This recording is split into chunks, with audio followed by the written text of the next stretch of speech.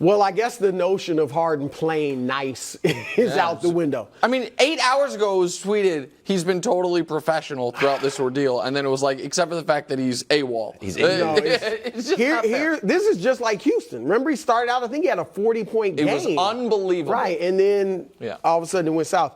Here's what I do if I'm the Sixers. If I'm Nick Nurse, because obviously he's not going to sit down with Daryl Morey. Nurse has to sit down with Harden and say, because Harden, I don't think he's not going to stay away from the team because he doesn't want his contract to toll, so he won't be a free agent next year. So he's got to. I think his play is going to be, okay, I'll go around the team, but if I'm Nick Nurse, I got to sit down with Harden and say, look, I get the situation. Can you give us 100% on the court? No. And if you can't, being honest with me, look, this is between me and you. Yeah. If you can't, then he's going to have to – if Harden says he can't, then Nurse has to talk to Daryl. And I think Daryl Morey has to be like, James, stay away from the team until we trade you. That's right. Because I think if he comes around the team, he's going to ruin it with his attitude and his laziness, his lethargy and all that. But he's going to come around the team so his contract won't toll.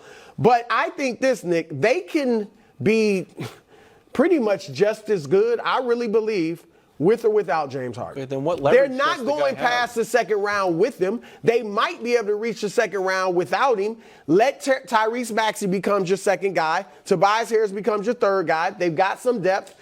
I let him go and let him stay away from the team until we can find a trade. I think that's I was looking at this almost more from like Harden's perspective than the Sixers. I think from the Sixers, you gave great advice. I think that it's a toxic situation. He said you want to get uncomfortable. It's making uncomfortable and comfortable too long. It was one of the long list of ridiculous things he said this offseason.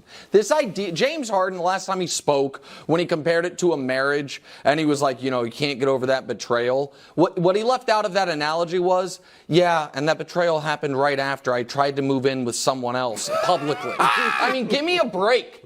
This idea that Daryl Morey betrayed him when he told everyone who would listen, starting on Christmas Day, I'm going to sign with the Rockets. My plan is to go to the Rockets. And then the Rockets didn't have money, and he comes home, he's like, you changed the locks on me? It's like, you've been across the street for a while, and give me a break.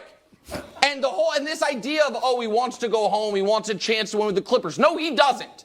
He wants to go to the richest owner in the NBA, who has a new arena opening up, who has 2 injured stars who they haven't extended yet. So he has the leverage of, you want to sell tickets there, I will stay. You don't have to worry about me. I will stay. Pay me the money. And they won't have the money to pay him in free agency. Exactly right. He has to get there. He has to get to the Clippers now. This is complicated CBA stuff, but trust me, the only way he can get the max contract he wants, I don't know if Ballmer would give it to him, but the only way he could do it is if he gets traded to a team and that team gives it to him. Or one of the max space teams. None of those teams do. San Antonio. And it's just, and this is, what I will admit, I am falling prey to this. One of the things about being on sports television is at times you get angrier at the people who have made you wrong. And this is what's happening right now a bit with me and Harden. Because, Brew, 5 years ago, I remember. I would argue he's in the discussion for the greatest player ever to not win a ring. I think you were saying he is. Yeah, well, I was certainly said he was in the discussion, and we would talk about him versus Malone, or Karl Malone, him versus Elgin Baylor, all these things. And I said it was, he's up against the Warriors dynasty. It's kind of unfair the way the media's portrayed him. And since then, he has been the consummate unprofessional on the level I can't remember of an all-time great player. And it's what he'll be remembered for. To that point, Wildes, Harden has to think about his future. I mean, he's trying to think about his future. But if he is not endearing himself to anyone, okay? There's only one team interested in him, the Clippers, okay? And they still might be interested in him. But even if he can't get there this season, then they can only give him a small contract, all right? And what team is going to want him? If he's acting out this year, I don't know who's going to want him next year. If he gets to the Clippers, your Clippers, are you confident Kawhi, Paul George, Russ back in the mix, and Harden actually work from a basketball sense? I wouldn't pick them to win the championship, but I'll say this, or the West for that matter. But I'll say this. You're a team where at some point Kawhi Leonard's getting hurt. Paul George might get hurt. So that gives you a star to have in there when those two go down.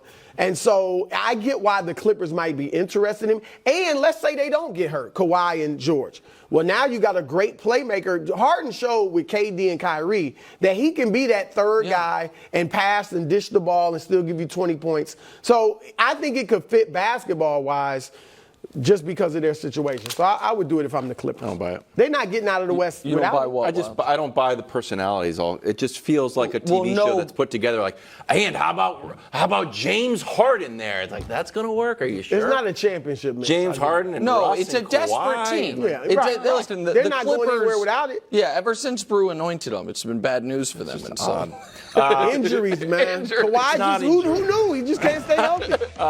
Best duo in the NBA.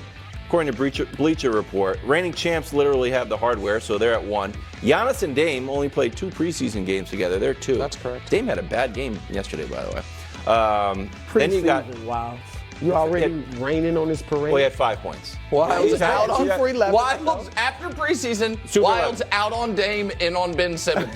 Mark Scored it down. 50. Okay, if Wembanyama has a great game, we're like, wow, he played great. Guy had 5 points, shot 2 for You're 11. putting a little too much Oh, weight 5. into the preseason. I'm Dusty had just 5 telling points. you right now. Played 25 minutes, had 5 points in the preseason game, in any event. All right, so then it's LeBron and AD at 4, KD and Booker at 3. Yeah. Are you okay with that order? No. LeBron's better than Durant. I know it sounds weird. He's in year 21. He just is. People are like, oh, but LeBron, you got to factor in injuries. He plays more than Durant. He's healthier than Durant. And I know we would have thought by this time Durant's better, but he's not. He's not more available. He's not more reliable. He's not more versatile. He's not more, at least in the playoffs. 2 years ago, Durant was downright bad. Last year, Durant, was the second best guy on his own squad in the postseason. Now, you could say the same about LeBron, that AD was the better guy. But LeBron also ended the playoffs with his best postseason game as opposed to a bit of a whimper. And we can show you the numbers last year. Last year, the numbers are very similar. Durant was more efficient. And we can show you, but here's to me what's more notable. The numbers the last 3 years. Since Durant left the Warriors, here's the last 3 years. It's LeBron's most injured portion of his career by far. He's still more available than KD. And so I think that we all agree AD is better than Devin Booker. So then it becomes a LeBron-Durant discussion. LeBron's better than him. So I'm not okay with that. I agree with Nick because of this. Physical play. And I always throw this out as the old school guy. Yeah. For all those that say nobody could have guarded Durant in the 80s and 90s. Yeah. Physical play bothers Kevin Durant. We saw it last year with Aaron Gordon. We saw it 2 years ago for sure With the Celtics. with Jason Tatum and the Celtics. All right. So that obviously doesn't bother LeBron. So I would be with Nick, even though if you want to call Durant, LeBron at this point a wash, Anthony Davis is better than Devin Booker. As good as Book is, Davis gives you that defensive factor. When he is plugged in defensively, he's one of the best 3 to 5 defenders in the league. All right. And so I would go with AD and LeBron because, as Nick said, a lot of people would, in a lot of comparisons, you would say, well, LeBron has been injured these last several years. AD can get injured anytime. KD got injured in the freaking layup line. Yeah. All right, so you can't. Really, that's not a funny line. I know. That's the truth. But Okay. still. Go ahead, And Mark. so I'm with Nick on that. Is it fair to judge KD, or even though he's a longtime veteran, but do we know what KD and Booker are going to look like alongside Bradley Beal?